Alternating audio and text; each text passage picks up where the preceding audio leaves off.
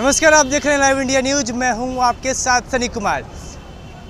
अग्नि पथ को लेकर के जिस तरीके से पूरे देश में विरोध हो रहा है, खासतौर पे बिहार में, ऐसे में सुबह की बात करें तो दानापुर इलाके की बात करें या फिर बिहटा की बात करें, जहां पे रेलवे स्टेशनों पर भारी संख्या में जो युवा थे पहुंचे, वहां पे तोड़फोड़ की और तोड़फोड़ के बाद की तस्वीर आपसे हम साझा कर रहे हैं।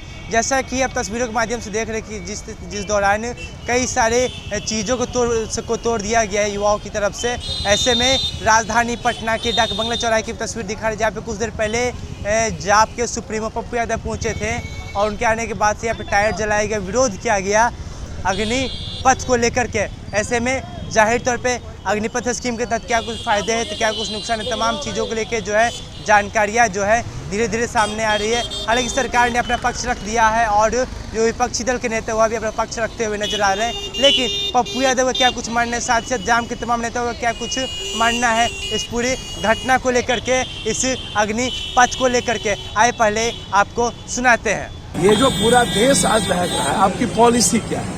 एक तरफ आप 56 इंच सीना हो, एक तरफ आप विदेश में माफी मांगते हो, सब 8 कंट्री ने आपसे माफी मंगवा दिया। दूसरी तरफ आप कश्मीर की स्थिति आई कि सब लोग भाग गए, जो लोग गए, आप एक बार उस पर बोलने को तैयार नहीं हो। लेकिन ये पप्पू जी, लेकिन ये जो अग्निपथ योजना के बारे में रक्षा मंत्री बता रहे हैं, विशेष तौर पे आप गृह मंत्री बता रहे हैं कि कैसे योजना अच्छी है उनके लिए जो बेरोजगार हैं, इनको तो 4 साल बाद उनको फिर से इनको तो समझ में नहीं आता है कि आपने लिखित दे दी कि जो भी नौकरी आएगी, जो यहाँ से हटेंगे उन्हीं को मिलेगा। पहले आप कह रहे हैं कि ऐसी संभावना होगी, हम प्राथमिकता देखेंगे, तो मतलब असर्टेन हो गया ना, हमारी लाइफ अनसिक्योर्ड हो गई ना। हमारे बच्चे को पढ़ने के लिए तो कुछ नहीं मिला, हमारी पत्नी हमारे घर थे, हमको राशन सुविधा मिलती थी, हमको रेलवे की सुविधा मिलती थी, हमको सारी सुविधा मिलती थी, हम लोग तो गए। दूसरी सबसे बड़ी बात है कि आप 12 महीना 13 और 18 महीना 4 साल 7 साल हमको लग जाता है सेना बनने में।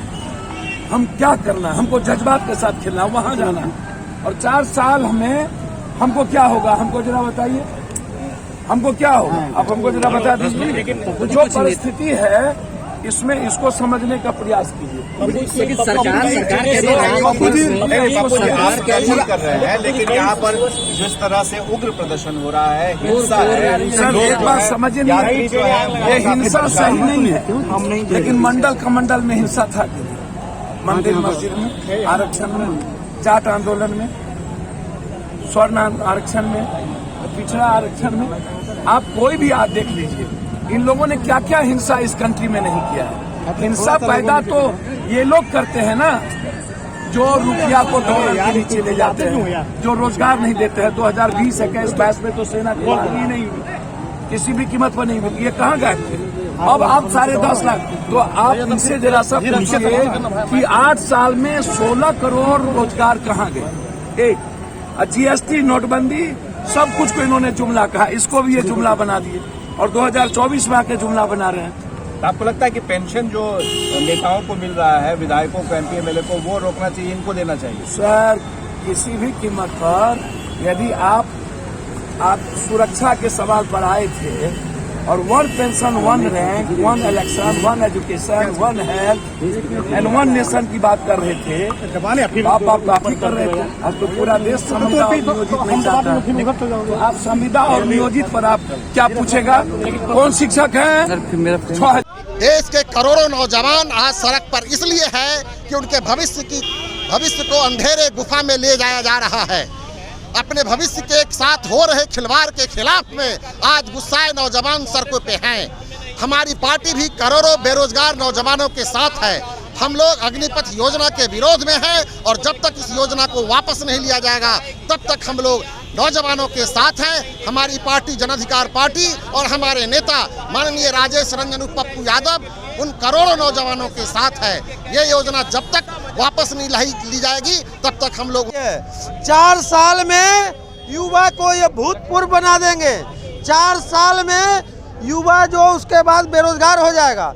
आप एक बात बताइए, उतनी मेहनत करके जब ये सेना को ज्वाइन करेंगे और सेना ज्वाइन करने के बाद 4 साल बाद ये क्या पढ़ेंगे कि इनको दूसरी नौकरी होगी? ये तो फिर इनको सेना में ही कोई लेगा ना। तो देश की आन बान शान कही जाने वाली सेना जो कि सरहद पर शहीद होता था तो उसके गांव में भी दीपावली मनती थी, उस पद को भी इन्होंने प्राइवेटकरण करने का प्रयास किया है। अब सबसे बड़ी बात कि पूरा देश का युवा जाग चुका है, पूरा देश का युवा जाग चुका है। एक युवा चैन से बैठने वाला नहीं है, हर जगह प्रदर्शन केंद्र सरकार की गद्दी हिलाकर दम लेगा।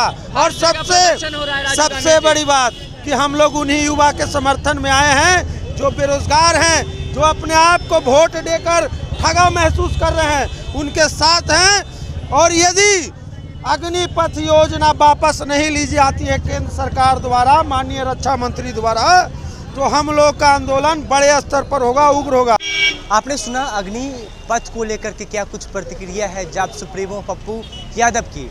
पप्पू यादव की पार्टी जाप की ओर से डाकबंगला चौराहे पर धरना प्रदर्शन किया गया। धरना प्रदर्शन के दौरान टायर जलाकर विरोध किया गया। तस्वीरों के माध्यम से देख सकते हैं अब भी जाके थोड़ी सी जो यहाँ का यातायात है चालू हुआ है, क्योंकि कुछ देर पहले तक यहाँ पे बंद था।